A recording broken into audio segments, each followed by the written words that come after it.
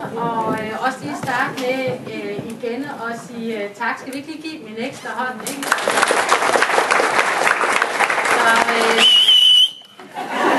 Så både for Dorte og for Martin, og det vi lige snakker om, det er det pudsige med det her, selvom man jo godt sådan kan føle adrenalin, når det skal være så eksponeret i sådan en situation, så når man kommer ind i samtalen og kommer ind i det konkrete, hvor meget man så bliver optaget af situationen, så at man faktisk helt glemmer 80 mennesker, der sidder helt og kigger på det. Så tusind tak for, at I vil bidrage til, at vi kan få klarhed.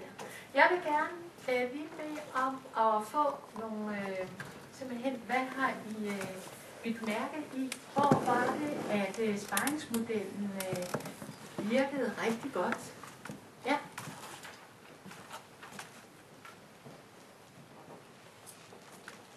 Ja. Du skaber noget form for ro, altså inden vi begynder, ikke også? Altså, det er stille og roligt, altså. Ja, så det at skabe ro. Ja. Hvad er det, der skaber den her ro? Det er jo hendes måde at tale på, ikke også? Og siger, at han skal slappe af, og jeg synes, hun gør et godt stykke arbejde der til at starte med. Så det at starte med at simpelthen i det hele taget at få sat sig i stolene og være godt tilpas og så altså være klar på hele den her indledende del er en vigtig del og som vigtig punkt. Tak. Ja. Hvad ellers? Ja. Jeg synes, det virker utroligt godt, at hun er meget åben, altså hun er fokuseret på ham. Ja. Der er ikke noget med svinger i valsen og kommer med de der små udbrud, som gør, at man har lyst til at fortælle videre. Ja. Så, det virker meget lyttende og engageret. Ja. Så det at være lyttende og bekræftende og have fokus på og komme med de der små udbrud i dem, som viser, at man lytter og det er de rigtige udbrud, der kommer på de rigtige ting. Ja. Så både kropsligt og så kan man sige med få ord. Ja. Er der nogen af jer, der lige har nogle pointer i forhold til det her med at få lavet en klar aftale omkring time-out og omkring afslutning? Altså hvor I kan se, at sparringsmodellen har virket. Hvad i den her samtale, hvor træder det frem, tænker I? Hvor det virker rigtig godt? Altså, det vi snakkede om, det var, jeg synes, det var rigtig flot den måde, I ligesom i starten fik snakket hen til, jamen det er så det her problem, det er den her linje, vi snakker om. Og måske ikke så meget den situation, der egentlig udspillede sig ude på gaden derude, og hvor folk kender det her, men det var Martins følelse i den her situation. Det er det, vi skal snakke om. At vi fik snakket derhen. Fordi så kunne man jo hurtigt begynde at snakke om, hvad kan du så løbe vedkommende med. Så det her med at få det gjort helt, altså skåret helt ind, siger du, og gjorde det, du nævnte nærmest en linje eller en sætning. Ja. Og så faktisk går det helt ind, så man har sådan en sætning, det er den, vi skal arbejde med. Ja. Det tænker du, det var egentlig de ting, der gjorde en vigtig forskel. Ja. Ja. Super, tak for det. Ja. Hvilke andre ting omkring sparringsmodellen?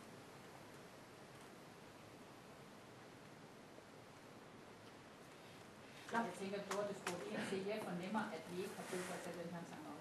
Ja. Men ligesom siger, hvad er det nu lige er oplevet. Ja. Og får Martin til at sige, at det synes han egentlig er hørt, han synes godt, det kan fortsætte. Ja. Ja. Så hun tager egentlig time-outen. Ja. Og sikrer sig, at hun får bekræftelse på, ja, men det er nok bare lige at tjekke, om vi er på sporet. Altså det tænker jeg, det er faktisk også en time-out. Altså hun tager lige og sådan træder i skridt til side. Har vi brug for en time-out og snakke om det her? Og så kører han, og så siger han, nej, det har vi ikke. Okay, vi fortsætter. Spændende pointe, ja. Og elegant måde at gøre det på, tænker jeg også. Ja? Ja, det var så det, jeg vil sige, men også samtidig så sikrer Dorte også på et tidspunkt. Altså det her, altså hvad er det, du så vil bruge den her til? Altså hun vil få stillet de spørgsmål, hun kan da lige julen med kortet, vi har, at hun også får, hun går faktisk ind i afrundingen på det tidspunkt, også meget tydeligt på en eller anden vis. Hvad er det så, du vil have ud af det, og hvad er det, Så en meget tydelig afrunding. Ja. Så det er faktisk egentlig det, jeg hører, der I præciserer omkring sparringsmodellen. Det er sådan en meget tydelig markering af, nu har vi en aftale. Her, jamen vi behøver ikke at bruge mere tid på time-out. Vi har lige tjekket, om vi er på sporet. Og så en meget tydelig en, jamen er det, hvad er det så, at du vil bruge det her til i fremtiden? Ja. Bare lige. Jamen, jeg sidder lidt og tænker på, hvad var problemet? Fordi Martin havde jo reflekteret og fundet ud af, hvad det var, han ville gøre. Så jeg føler egentlig ikke, der var et problem, der skulle svares. Han havde jo alle svarene. Det havde han jo tænkt over, og han ville lige nok, hvad han ville. Jeg mener, der hvor der er en rigtig god sparring, det er der, hvor man virkelig føler, at her er der brug for hjælp.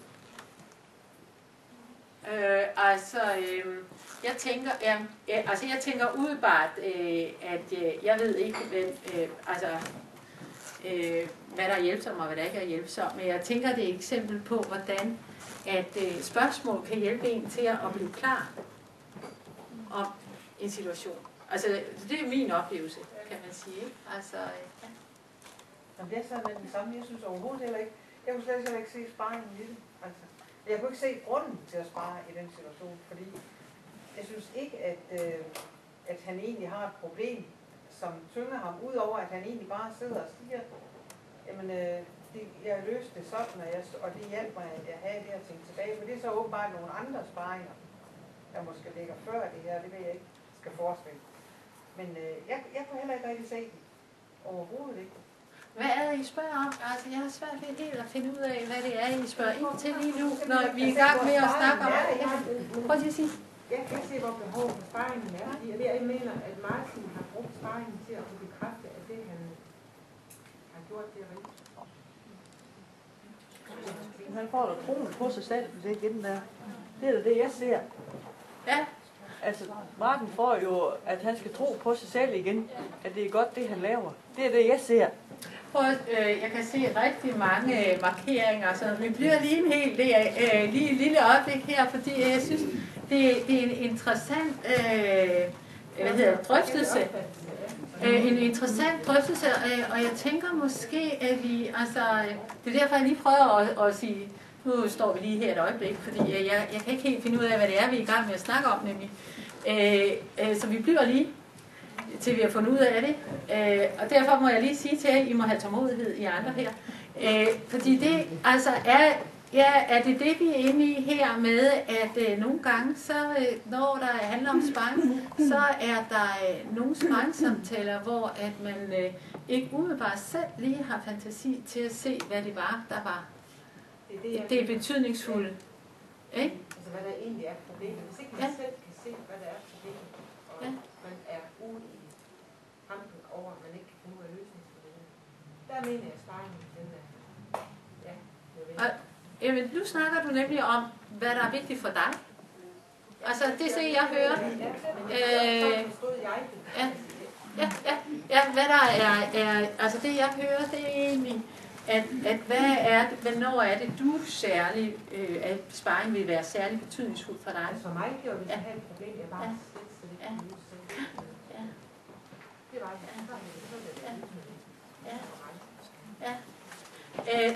Nu vil jeg jo så lige gerne sige, at jeg synes, det er især nu, når vi er i en træningssituation, og også når I er her det næste halve år, skal øve jer i at arbejde med sparring, så vil jeg i meget høj grad invitere til at faktisk anbefale jer, at I prøver at tage sparring på nogle situationer, som er man kan jo, når er ting livsnødvendige. Jeg vil sige, de små situationer, som ryster en, som påvirker en, måske i negativ retning, ser jeg som nogle af de helt grundlæggende ting. Jeg tænker, at det er rigtig, rigtig vigtigt, at når vi træner, at vi bliver rigtig gode til at være præcise og sige, det er den her lille detalje, som jeg rent faktisk vælger at lave sparring på. Vi har et kvarter, og vi er nødt til at være meget præcise med. I forhold til den her store situation, så er det lige præcis den her detalje, vi vælger at lave sparring på i dag. Kan du se? Altså det her med, hvis vi starter med de store livsnødvendige og jeg var lige ved at sige truende situationer, jamen så vil jeg sige, at så kan vi risikere at komme ud på et felt, hvor at vores kompetencer måske kunne risikere at slippe op. Så derfor vil jeg faktisk anbefale jer, at I vælger den anden ende af torvet og siger, at vi arbejder med de situationer, der rent faktisk ryster os lidt i vores hverdag. Vi skal se, hvad det er, vi vælger, og hvad det er, vi kan lære af dem. Og i høj grad også de situationer, hvor tingene rent faktisk virkede i lignende situationer. Ja. Giver det? Nej, det giver ikke mening. I forhold til det, som Lille har sagt. Altså, jeg tror også, vi var enige om, uafhængig af hinanden, at vi ikke så det der som en egentlig sparring. Fordi jeg kan slet ikke se grunden til, at vi skal spare. Fordi han har jo ikke et problem mere. Jo, han har det. Så starter vi for her, og vi har en regel om, at når vi arbejder her, så prøver vi på at respektere, at der er mange versioner i sagen. Det skal jeg lige præcisere, at vi har en grundregel her. Så du har en oplevelse, jeg har en anden oplevelse, du har heldigvis en tredje. Ja, fordi jeg så nemlig nok, for problemet det var jo, at du ikke reagerede fagligt, som du gerne ville have reageret. Men ved hjælp af Dortes rigtig gode anerkendende spørgsmål, så kom du selv frem med løsningen på det. Ja. Så det er jo derfor, at det godt kan virke til, at Martin han egentlig havde svarene på forhånd. Men det var jo Dortes åbne spørgsmål, der vi kom til at finde frem til det. Ellers så havde jeg jo løst dem derude. Ja, ellers så havde du løst det derude i situationen. Havde jeg ikke fået i samtalen. Ellers så havde du heller ikke bedt om sparringen. Nej. Ja. Sådan så jeg det slet. Nej, men det var lige præcis din perception. Og det er rigtig vigtigt at anerkende. Det er din perception. Altså din oplevelse af, hvad det var, der skete. Ja. Det er rigtig, rigtig betydningsfuldt, når vi arbejder med sparring, at være fuldstændig klar på, hvis oplevelse er, vi nu taler om. Og det her, det var din oplevelse, ja. Og du har en anden oplevelse. Ja. Tak. Ja. Ja. Jeg synes jo ikke, det er rigtigt, at hun siger, jeg fornemmer, at vi ikke skal have en time-out. Ja. Nej. Jeg mener, at det kan godt være, at hun fornemmer. Hvad hun fornemmer, det skal hun nok ikke sige. Ja. Så spørger ham, har du brug for en pause? Ja. Så har han åben. Men han siger jo, at det har vi ikke noget. Så, nej, prøv, ja, det er rigtig spændende. Altså, vi har nemlig talt om, om man skulle være perfekt. Og det har vi givet hinanden tilladelse til, at det er det, vi stiler imod. Fordi at lige præcis det her, det er et rigtig godt eksempel til, hvordan vi kan få rigtig meget fornøjelse ud af den her situation. Ikke? Netop. Det, jeg synes, der kunne være spændende, har du et forslag til et spørgsmål, hun så kunne stille i forhold til time-outen? Helt spørge ind, helt uden at sige, hvad hun fornemmer. Ja. Men for at høre ham, om han fornemmer det samme som hende. Ja. Når først hun giver ham en forforståelse af situationen, Ja. og han sidder, og det er ham, som har et problem, Ja. så kan han godt være lidt ydmyg og sige, nej. Ja. Så vil jeg hellere spørge, har du brug for en time-out? Ja. Skal vi tage en time-out? Ja. Og så står det op til ham. Ja. Nej, han har ikke en fornemmelse af, hvad hun Ja. Kan du høre, at du siger ja? Der kan du sige ja eller nej. Hvis man nu skulle tage det, der står i teksten for eksempel, hvor vi prøver at stille spørgsmål, så skulle man prøve at se, om vi kunne finde et spørgsmål, der siger, altså hvor man ikke kan sige ja og nej til. Ja. Ja. Har du brug for en mere rolig lørdag? Ja. Det er jo et lukket spørgsmål. Ja. Ja. Ja. Ja. Og der vil være nogle situationer, Ja. hvor du er nødt til at have lukket Ja. spørgsmål. Ja. Ja. Især de lignende er. Ja. Kan du bestyre på bare, hvordan du føler i forhold til en time-out? Nej.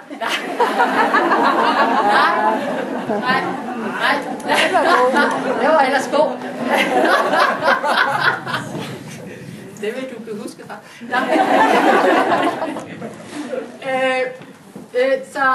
Så altså prøve at være en lille smule mere åben, det vil være dit forslag. Ja. Ja, uden at han skal et eller andet sted, ikke negativt med farve og hendes.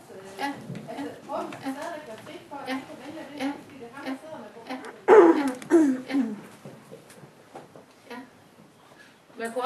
jeg følte lige den tak. Man kunne også lige spørge lige i forhold til time-out.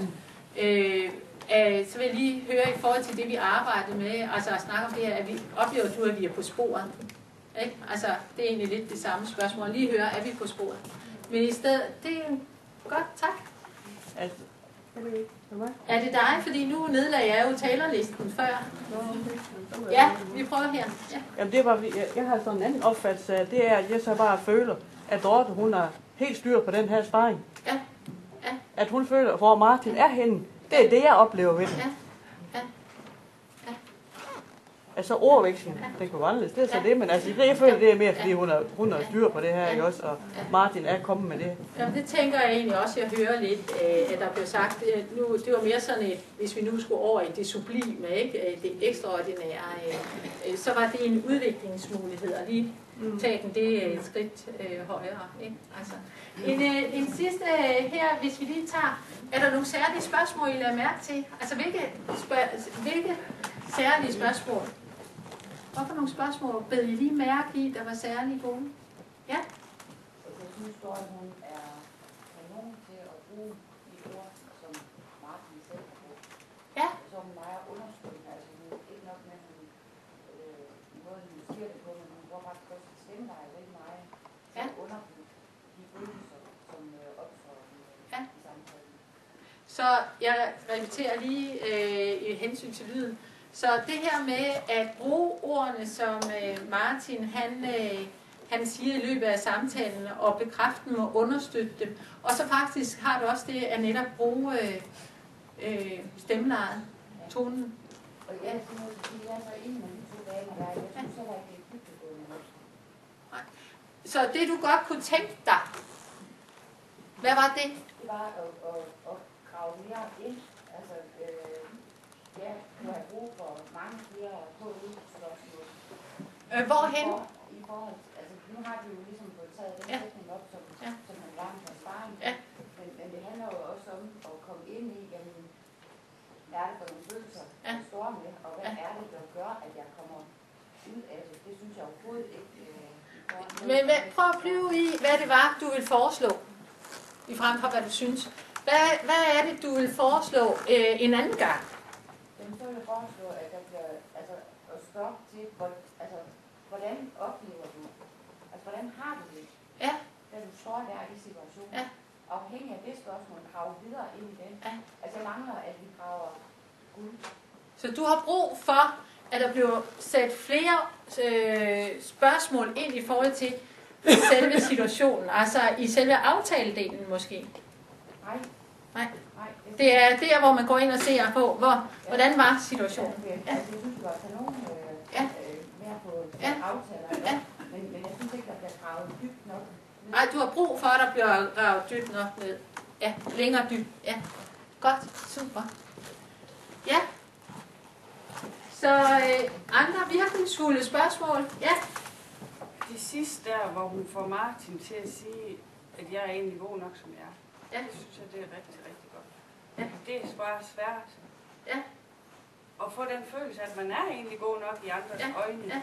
Jeg synes, det er rigtig, rigtig godt. Lagde du mærke til, hvad det var for et spørgsmål, der hjalp ham til at få den? Jeg lå bare mærke til, at han kom frem til, at han var god nok. Ja. Fordi det vil jo være spændende, men nu får I jo muligheden for at se det igen, så kan I lige tjekke op, hvad var det, der gjorde det. Ja. For hvad var det for et spørgsmål, der gjorde den forskel? Ja. Mit bud, hvis jeg lige skal tænke på, så tror jeg, at hun spurgte om noget med, hvad vil du tage med dig fremad? Noget af den stil. Ja. Hun vejede til det var jo, at man først gik tilbage og fandt en situation, hvor Martin havde gennemlevet det før, og han kunne drage hans egne erfaringer med ind i det. Det var ligesom vejen til at komme til, at hvad er det god nok? Ja. Så han gik tilbage til en anden situation. Ja. Super. Jeg vil gerne sige tak for jeres bidrag, og jeg synes, vi skal give jer en hånd.